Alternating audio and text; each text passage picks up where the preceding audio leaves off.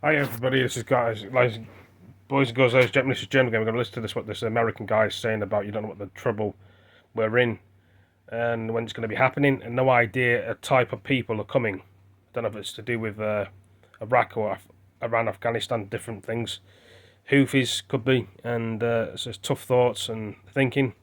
Don't know about the UK, but he's going to be speaking about no idea what's coming because of the war and other things that may be happening or may be coming to America that people don't understand. Could be bombing, I don't know. Let's see what the guy says. He's on TikTok as well. I don't know if you guys are aware of this, but we are officially at war, guys. And if you have been watching some of my past videos, I told you guys that pretty soon there will come a time where America will dip their foot into this war. And guys, that time is now. So I'm gonna give you guys a stark warning of what's about to transpire in the coming days.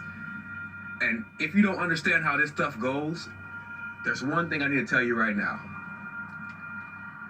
When you go to war, gas prices will rise. Not only that, in this country right now, the borders have been open for the past, I think, about 2 or 3 years.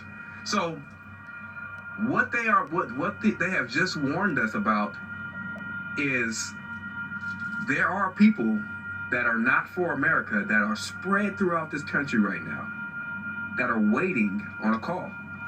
And if that doesn't make you pretty eerie, then just understand that the moment America has already striked, they Iran and all these places on Friday, right?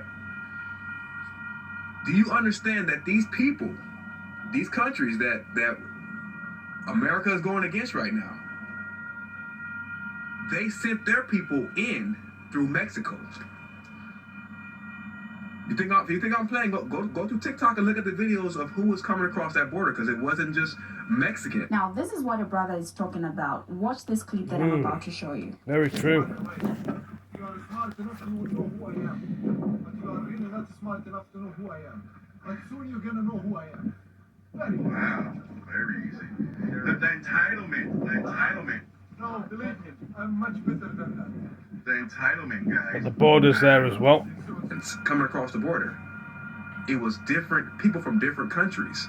So they took advantage of that security breach, and they sent their people into Mexico to come across that border because Biden let anybody come into this country right now. So will we see something that we have never seen before happen in America?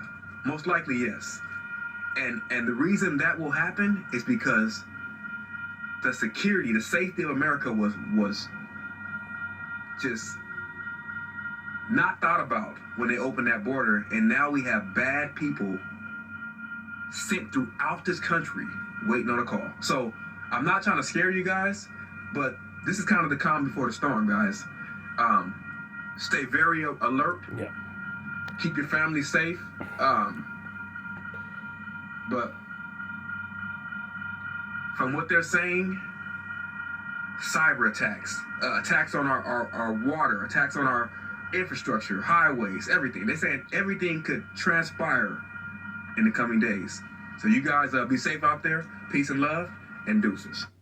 Now, can two nations that don't really want a full-scale war, in fact believe it could be disastrous, find themselves slip-sliding toward one, anyway, as events escalate inevitably beyond their ability to stop it? Absolutely. Well, they're it's both a problem right that in that goes opinion, back at least to the Peloponnesian War 2,500 years ago, when the Athenians hurtled toward their doom. And now, it's an issue that both President Joe Biden and Iran's supreme leader, Ayatollah Ali Khamenei, are openly grappling with in the Middle East. Now, on Friday, Biden launched a broad series of military strikes in retaliation for the January 28 D attack by an Iranian-aligned militant group that unalived 3 U.S. soldiers and wounded more than 40 others. But the president also clearly said that he's trying to deter Tehran without provoking a full-scale war, and it was notable that retaliatory strikes were aimed at the facilities of proxy groups outside of Iran in Iraq and Syria. Now, asked by reporters Tuesday how directly Iran was involved in the January 28 attack, Biden replied, "We'll have that discussion," and he clarified, "I do hold them responsible in the sense that they are supplying the weapons to the people who did it." Biden also added, "I don't think we need a wider war in the Middle East."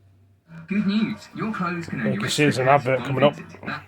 Fleece, Hate adverts. £20. Your tracksuit, 30 That's not what I'm looking for. Neither is Iran, by most accounts. Many Iran experts believe that Khamenei, Iran's aging supreme leader, wants to avoid an all-out war and is mainly focused on maintaining political control at home rather than attacking the US. In a swift response after Sunday's attack, Naser Kanani, Iran's foreign ministry spokesperson, insisted Tehran was not involved in the decision-making of resistance groups. Iran and the US are already embroiled in a low-level war, despite Tehran's dubious claim that the militants it supplies and trains, who are currently attacking American, Israeli, and Western targets from Yemen to Syria to Lebanon, are acting entirely on their own. Yet both the US and Iran have left themselves open to a wider conflict that neither side wants. Now, for America, the January 28 D strike at an Al-Aqsa outpost in Jordan, a base few Americans knew existed, is yet another tragic illustration of the risks of leaving forces forward deployed around the world, sometimes with no obvious mission. Currently, the US has about 2,500 troops in Iraq training the Iraq military, another 900 in Syria, and a few hundred in Jordan, ostensibly to ward off the return of ISIS. Every one of these military personnel is potential victim who could trigger a future conflict. For Iran, the US retaliation underway is an illustration of the dangers of running proxy militias on multiple fronts that Tehran may no longer be able to fully direct